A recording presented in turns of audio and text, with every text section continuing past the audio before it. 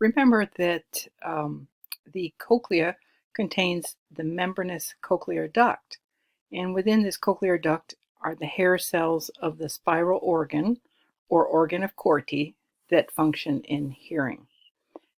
This cochlear duct is filled with endolymph. It is between two chambers that are filled with perilymph. So one chamber is the scala vestibuli and the other chamber is the scala tympani. And you'll see here some arrows, and it is showing the movement of the pressure wave through the cochlea. So the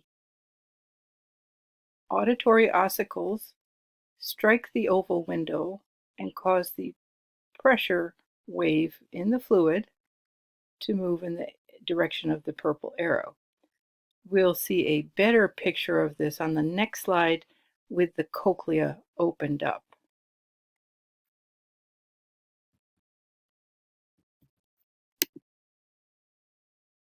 So here is the cochlea that has been unwrapped, and the stapes strikes the oval window, causing a pressure wave through the fluid in the scala vestibuli. This pressure wave is then going to cause or strike the cochlear duct here, causing a pressure wave in the scala tympani. So the pressure wave moves outward along one side of it and inward along the other side of it, and then that energy is dissipated here at the round window. The vestibular membrane separates the cochlear duct and the scala vestibule, and the basilar membrane separates the cochlear duct from the scala tympani. Hair cells are located in the cochlear duct in a region called the spiral organ or organ of Corti, and this is located on the basilar membrane. If you looked at a cross section of the cochlea, you will see here are the openings, the scala vestibuli and the scala tympani. In between here is the cochlear duct, and the basilar membrane is here, the vestibular membrane is here, and what's going to happen is the pressure wave is going to come along through the scala vestibuli and press on this basilar membrane.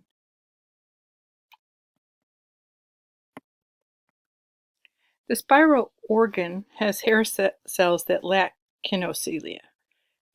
There are stereocilia that are in contact with this overlying tectorial membrane, and most of the hair cells are embedded in the basilar membrane. Think of a toothbrush. The bristles represent the hair cells. The handle represents the basilar membrane nerve fiber. And the toothpaste on top of the bristles represents the tectorial membrane. Sound waves are going to create pressure waves in the perilymph, and the pressure waves will cause the basilar membrane to vibrate. When the basilar membrane vibrates, it presses on the stereocilia into the tectorial membrane, distorting them, and this is what triggers an action potential. Sensory neurons will relay that signal to the vestibulocochlear nerve, cranial nerve number 8.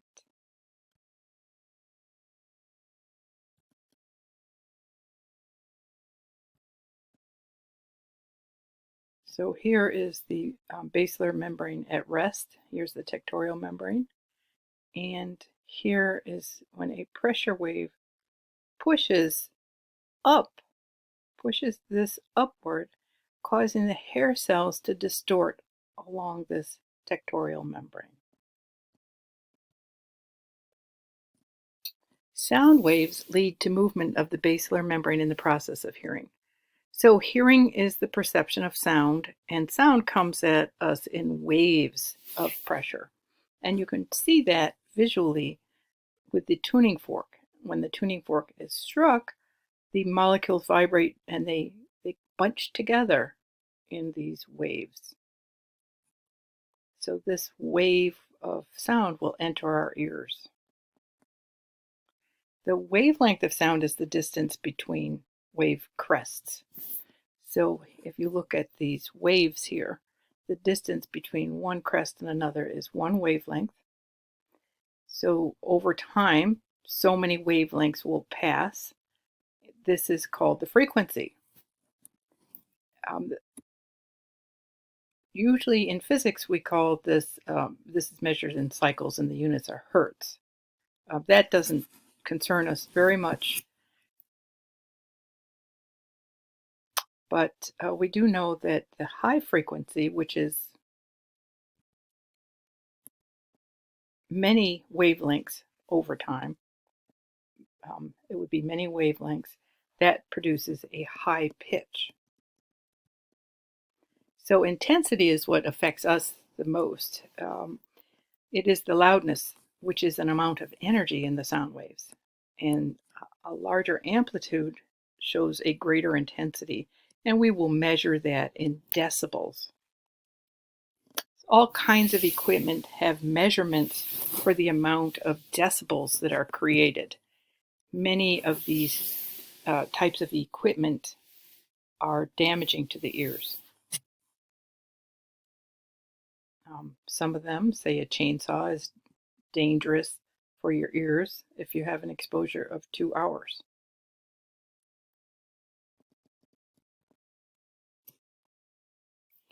The energy of sound waves is like physical pressure, and these waves will strike the object. In this case, they are striking the tympanic membrane, and the membrane will vibrate.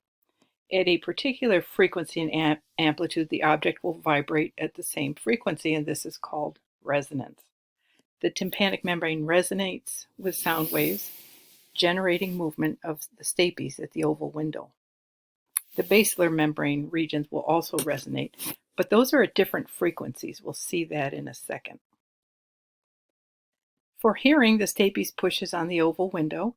The inward movement causes distortion of the basilar membrane toward the round window, and the opposite action occurs when the stapes moves outward. So let's look at what happens at different frequencies.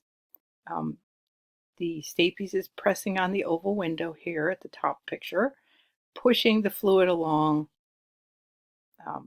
the scala vestibuli, and where it crosses over depends on the frequency of the sound. Where that pressure wave pushes on the basilar membrane is determined by the hertz.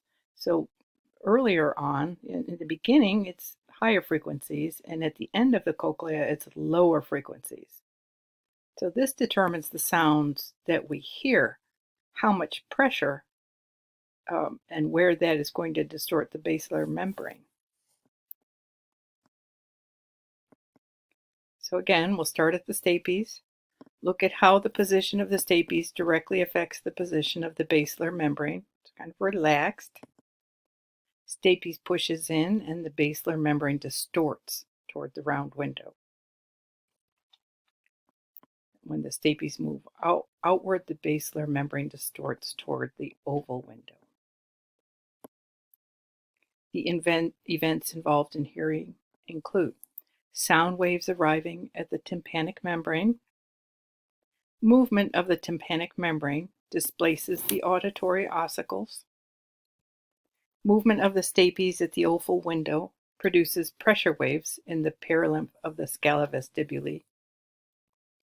The pressure waves distort the basilar membrane on their way to the round window of the scala tympani, and vibration of the basilar membrane causes the hair cells to vibrate against the tectorial membrane. Information about the region and the intensity of stimulation is relayed to the central nervous system.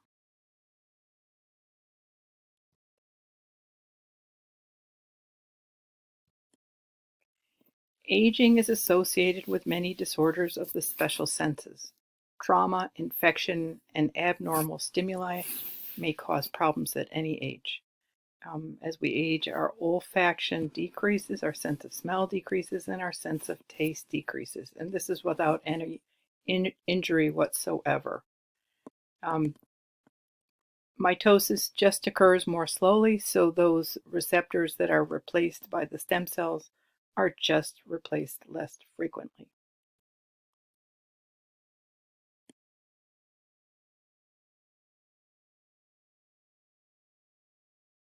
Vision. Lenses can lose transparency, they become cloudy, and this happens naturally with age and can be corrected with surgery. The cataract is removed and a new lens is put in. Another condition is presbyopia, and this is the loss of elasticity of the lens with age, so that around age 40, reading glasses may be required for close vision. Vertigo is dizziness, and it can be from a variety of problems, including alcohol and drug use.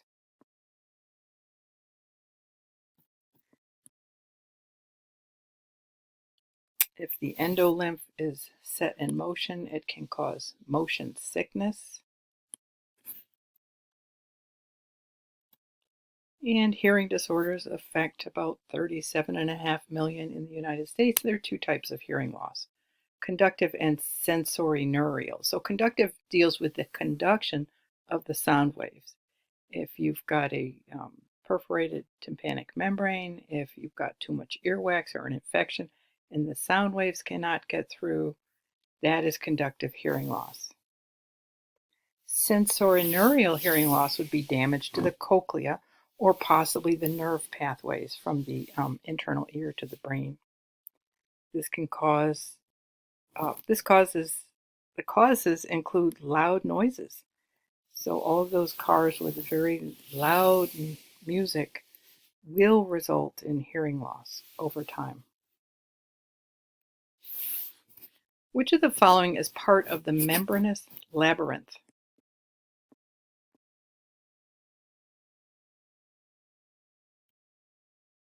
The saccule. Which of the following is not an orientation for one of the semicircular canals? Oblique. After vibrations strike the tympanic membrane, to what structure are they transmitted?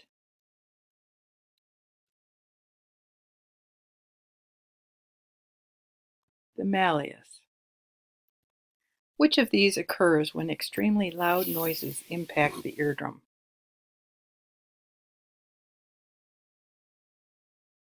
Contraction of the tensor tympani. Sound is transmitted as a pressure wave within the perilymph. What is mechanically moved by the wave?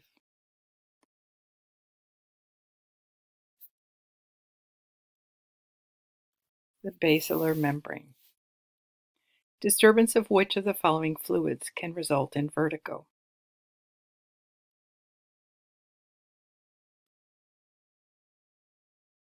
Endolymph. Which of the following responds to gravity?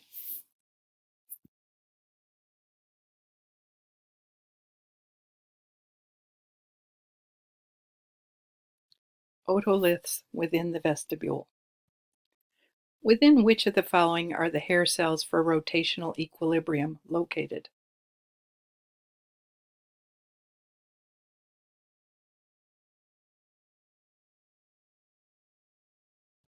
The cupula of ampulla. Where does the tensor tympani muscle insert?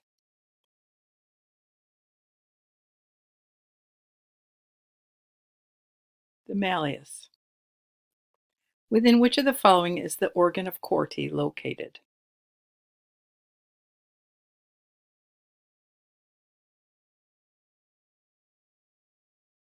The cochlear duct.